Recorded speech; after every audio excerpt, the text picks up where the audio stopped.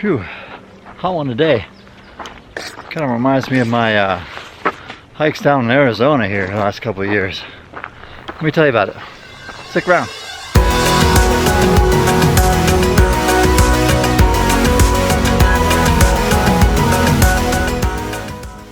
So the Arizona Trail is one of the few national scenic trails in the United States. There's only 11 of them. This is one of them. It's 800 miles and it goes from the Mexican border up to the Utah border. One of the highlights of this trail is going from rim to rim on the Grand Canyon. Pretty cool. Lots of mountain ranges, of course, lots of desert.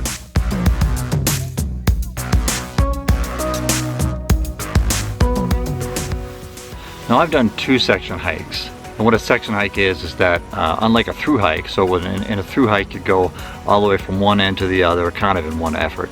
When you do a section hike, you're doing just portions of the trail, and that might take several years to do. So my first one was in 2020. And I started at the Mexican border and went all the way up to Vail, which is a little bit east of Tucson. It was 106 miles. I did it in 6 days, which is about 18 miles a day roughly. And it encompassed most of the first 7 passages of the trail. In 2021, I continued on the trail where I left off near Vail, and we went 56 miles up to the Molino Basin Campground, which is at the intersection of the Catalina Highway and the Arizona Trail. And that took us 5 days to do. And that consumed the rest of the 7th passage all the way up to the end of passage 10. Well, I've only done 160 miles or so of the trail, so keep that in mind as I'm going through my little review here.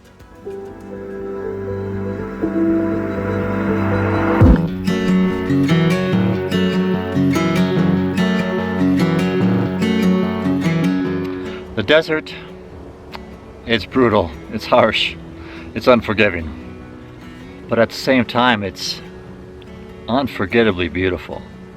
It's very unique in its features. The sunrises, the sunsets are gorgeous. The saguaro cactus, only place you can find it in the world. It's just magnificent. It stands there as a monument, and you walk through like a forest of these things. Just amazing. Now the biggest lesson learned in 2020 was that I tried to keep up with a 63-year-old guy. I don't know. We met at the hotel. We got a ride to the Montezuma Pass together. I just decided to hang out with him, but man, he was a jet. He just took off. I thought I'd keep up with him, I'm an experienced hiker, but I started off too fast, and I started off doing too big a days right away, and I ended up, messing up my IT band. My knee swelled up. It got pretty painful towards the end. That's why I got off at 106 miles. I was going to continue on for another 60 that year, but I knew my leg wasn't going to handle the big hills that were ahead of me. So, David, here's my advice to you. Follow your own advice, right? You always tell people to start off slow. I didn't. I should have. So it's still healing today. So big lesson learned for me. Start off slow, take it easy, do your own hike, have fun. Another thing I like about this trail is that it has pretty diverse and interesting terrain. You're either in a desert, which you know what a desert is, or you're on what's called a sky island. So a sky island are mountains that come up pretty quickly above the desert floor, and they form a whole new different environment, right? You're gonna be in a pine forest. You're gonna have streams running down the mountain. You can get water pretty easily. It's gonna be cooler up there. Different wildlife, different plant life. It's just all together different compared to what's in the desert. Now the sky islands we went through were the Huachuca Mountains, where you go over Miller Peak. And after that is the Santa Rita Mountains, where Brighton Peak is. You don't actually go over Brighton Peak, but you get a great view of it. Next are the Rincon Mountains, and that's where we went over Mica Mountain. And after that, you get into the Santa Catalina Mountains. And that was the last part of our trip. And if you continue on a little bit further than what we did, you will get to Mountain Lemon. We didn't quite get there, but we will maybe next time. And then in the desert, there's nothing there that likes a human. Everything has a thorn on it. It's just an unforgiving place, but it's beautiful. You know, you have all kinds of different cactuses. You have the choyas, you have the ocotillos, you have the aloes, you have the yucca plants, you have the palo verde, you have the agave plants. You know, they're all beautiful, but you know, they're not real friendly. And the tip you take with this is that because there's so many picky things in the desert, you want to have a ground cloth or some kind of foam pad underneath your air mattress. Otherwise, you're bound to get a puncture at some point, because you know, you can clear your campsite, but there's going to be a little pokey thing somewhere.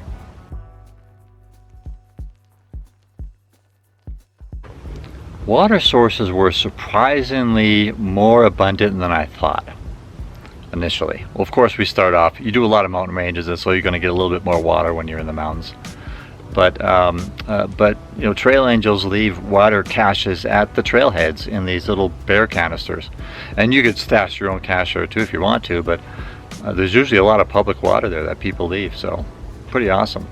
There was just a few questionable water sources, but you know, you bring a good filter and you're fine. You just have to deal with it. That's just part of being in the desert.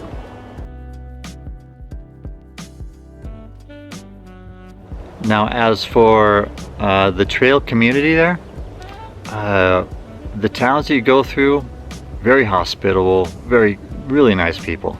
I remember I was in Patagonia. They treated me really well. Had a nice conversation with a lady at the post office there. The lady who checked me in the hotel, sweet. All the townspeople were happy to have you there. Really nice in Patagonia. And when I got to Vail, a lot of folks were resupplying at a grocery store there. One guy came up to us and just wanted to know all about the trail, because he's lived there for a little while. He's wanted to go hike it, wanted to know more about it. Brought his son up. We talked a lot. Yeah, just really good experiences.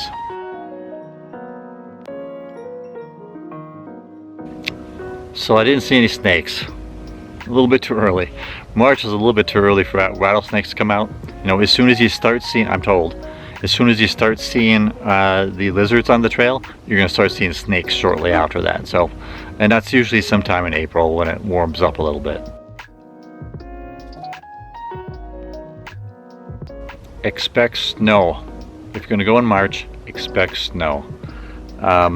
So the first year we had some snow on the north side of Miller Peak that we would walk through. It wasn't snowing. It got pretty cold, but it didn't snow. But you had to walk through some snow there. And then when I got to Canelo Pass, we had a bit of a snowstorm that one morning. And then it rained later on. It was just a pretty chilly day. And then in the second year, we slept through a blizzard on top of Mica Mountain, and then about halfway down Mica Mountain there was still a lot of snow. So just be prepared if you go in March. The weather is not quite warm enough yet, and you're going to get some snow up on those mountains especially. It's going to be cool at night, and it's going to be hot during the day. That's what desert life is. So bring layers, be prepared for any kind of weather. So if you're planning on doing big miles, because it's so early in the year, you're either going to start when it's dark or you're going to end when it's dark, because the daylight hours are limited during March and April. The trail is pretty well marked, but I would still bring, you know, some GPS unit, maybe a Gut Hooks app or something, to make sure that you're on the trail, because there are a few places where it's not so well marked. You could take a side trail pretty easy. In fact, we did once. We got this intersection of the road, wasn't marked very well. I think we hiked maybe 2 or 3 miles up this road, and then some Jeeps come up, and they were doing some kind of Jeep ride up in the mountains. And they said, are you thinking you're on the Arizona Trail? You're not on the trail. Go back. So we did. So, you know, lesson learned there. Watch your map a little closer. There's a ton of cattle gates. I don't know. There was some that were like several every mile or something like that, but there seemed to be like a lot of gates. So just be prepared to go through that. No big deal. Some of them you can walk right around. Others you have to open to shut, and you want to keep them shut behind you every time you go through them. One of them had a barbed wire caught my water bladder and punctured it and leaked out some water. So a lot of gates. Cowboy camping. Some people are a big fan of that. Me, not so much. There's some cold-blooded critters out there that like warm body heat at night, so you might have some issues with scorpions, or if you're a little bit later on, snakes. So I'm not a big fan of cowboy camping out there. It's just my risk level. Some people will do it, no problems. We had a guy get bit by a skunk cowboy camping, and that was quite a story. You imagine waking up in the middle of the night and this skunk is chomping on your cheek. Anyway, yeah. I don't like cowboy camping. That's the moral of that story.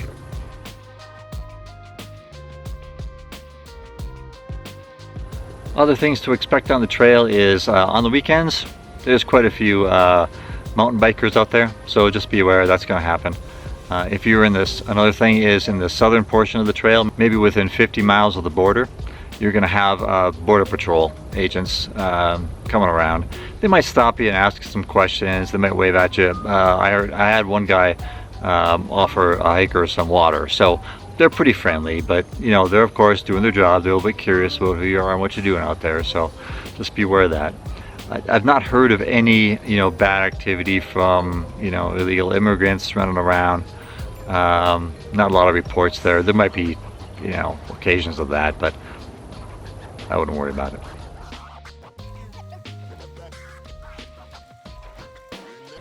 One more tip to be aware of, the Saguaro National Park, for real, the rangers will come around and make sure you have reservations for your campsite.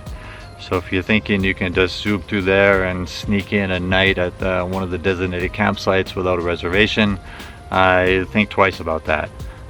When we were up on Mica Mountain, the head ranger and then the ranger who was more of a enforcement officer was checking our reservations, and I'm glad he did, because the reservations are there for a reason, so be aware of that.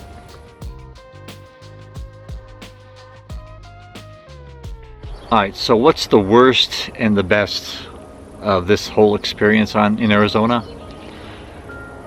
That's really hard to answer, because in hindsight, you forget about bad experiences and you just remember how great it was. But I suppose if I had to dig something out about the worst experience, I might say that the temperature variations between hot and cold.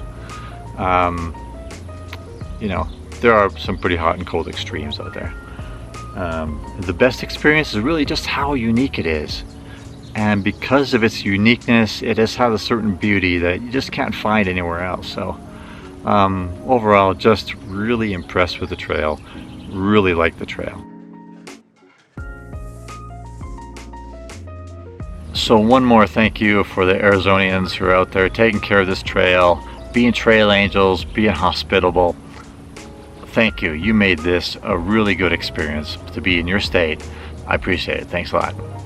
And anyone who travels this trail really should go to aztrail.org and become a member. You give them like 30 bucks a year, and I tell you what, you really get your money's worth, because that helps pay to maintain the trail. That helps, with all the great information. Just makes for a great trail experience. So become a member. I encourage that. Alright, so I hope you enjoyed this little overview. As I do more of the Arizona Trail, hopefully in the years to come, maybe I'll do an update of this, but I hope this was helpful. So share with your friends. Don't forget to subscribe, like, and especially comment. I like to hear your comments. What's your experience on the trail? Anything different than mine? I'm sure it was. Tell us about it. Thanks. See you soon.